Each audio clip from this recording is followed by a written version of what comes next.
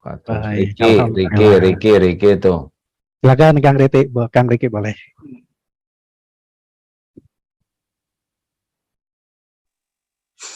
Assalamualaikum warahmatullahi wabarakatuh.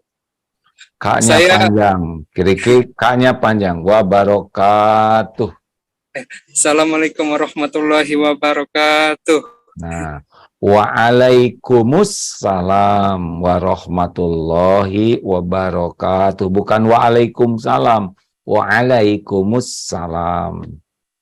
Iya, siapa? Nah, supaya jadi ilmu. Ya, saya Riki, alumni APW 33A. Izin bertanya, A. Siap. Alhamdulillah, pekerjaan saya sekarang sebagai wirausaha, A, dan membuka toko untuk kebutuhan pernikahan.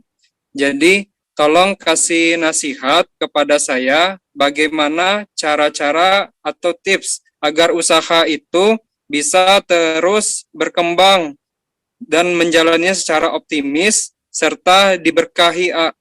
Dan tolong juga beri nasihat bagaimana memahami konsep rezeki yang benar.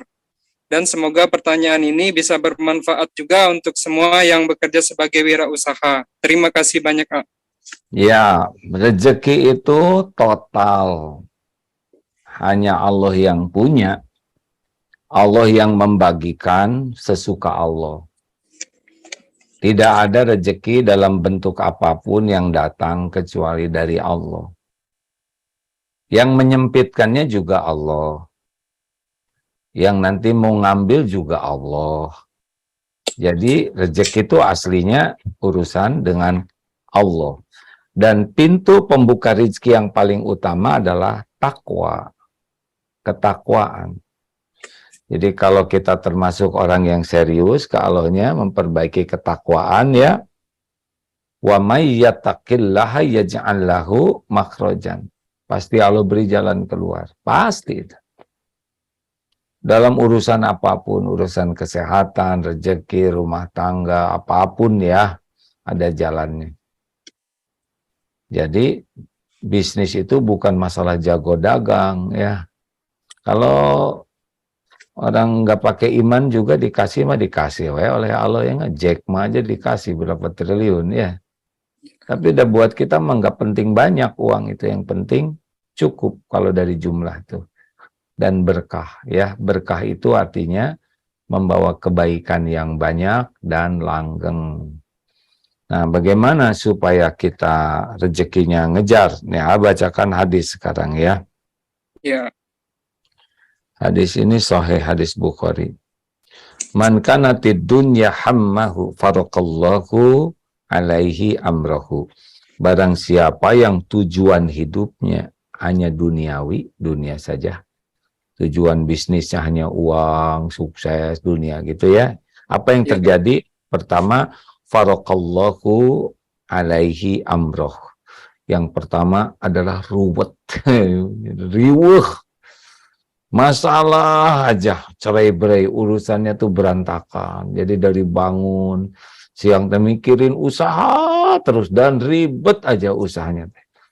Ibadahnya jadi susah, cari ilmu jadi susah, ke masjid jadi susah. Itu ciri-ciri nggak barokah, ya. Karena terbelenggu oleh masalahnya. Yang kedua, waja'ala faqrahu baina ainai. Allah menjadikan di pelupuk matanya itu kurang aja. Takut miskin, takut rugi, takut. Jadi untung berapapun nggak pernah puas. Karena selalu mikirnya adalah yang banyak. Yang ketiga, walam ya'tihi minad dunya illa ma kutibalah. Dan ia hanya mendapatkan dunia sesuai dengan yang sudah ditetapkan Allah untuknya. Cuma menderita, tidak bahagia, dan tidak bisa ibadah. Lanjutnya hadis ini ya. Waman mana? Oh ini. Waman kanatil akhiratu niyatahu, dan barang siapa yang negeri akhirat adalah niatnya, bisnis untuk bekal akhirat, bisnis untuk jadi amal soleh, bisnis untuk mencari pahala di sisi Allah. Maka yang pertama terjadi adalah jama'allahu lahu amrohu. Allah akan mengatur, mengumpulkan urusan-urusannya itu jadi gampang. Perlu modal, ada yang ngemodalin, perlu hari keuangan, ada yang nawarin, pembeli juga nggak ribet, datang ya nggak perlu banyak strategi. Allah yang menggerakkan setiap klien itu, nggak ada yang datang selain Allah yang menggerakkan. Ya, jadi gampang nanti, nggak perlu pakai jago konsultan ini. Nanti ada sendiri. Kalau pun harus pakai konsultan, ada konsultan gratis nanti ya. Kan Allah tahu modal kita lagi dikit ya. Kalau bayar nggak kebayar. Allah akan lalu waja'ala ghinahu fi qalbi. Hatinya tuh dibuat kaya, puas, dapat apa aja bersyukur.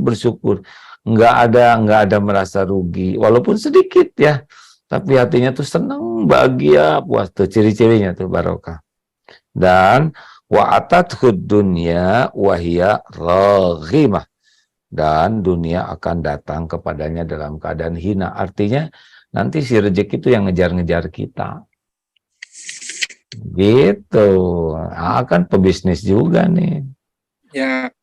Nah, jadi relax enggak riwe ya enggak. Banyak, tapi usaha tidak semuanya menghasilkan uang, ada yang pas buat gaji aja, ada yang subsidi karena dakwah, tapi di tempat lain Allah ngebuka pintu rezekinya besar sehingga lebih dari cukup. Ada yang ngatur lah.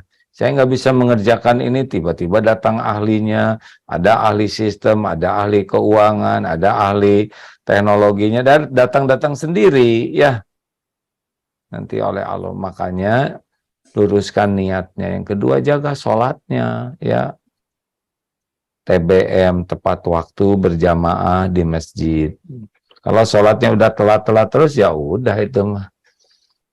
Ke Allah yang ngebagiannya telat, ya ditelatin aja oleh Allah rezekinya. Nggak rumit sih. Dan kita baik ke klien bukan supaya klien beli ke kita baik ke klien supaya Allah ridho. Mau jadi atau enggak apa-apa. Itu mah terserah Allah, ya. Ya. Siap, makasih. Lanjut. Mohon doanya juga agar saya dan siapapun itu yang menyimak ini diberikan kesuksesan di dunia hingga akhirat, Ya, itu doanya yang tadi. Allahumma inni as'aluka ilman nafi'an wa rizqan thayyiban wa amalan mutaqabbalan. Pendek. Ya. Kalau mau ditambah lagi doa supaya takwa, Allahumma inni as'alukal huda, petunjuk, wattuqa, takwa, wal afafa, terpelihara dari kehinaan, dari perbuatan buruk, wal ghina, kaya. Tuh, coba ada apa belum? Rezeki kita yang ngebagiin Allah, kalau nggak minta nggak dikasih yang berkah. Allahumma inni as'alukal huda, petunjuk.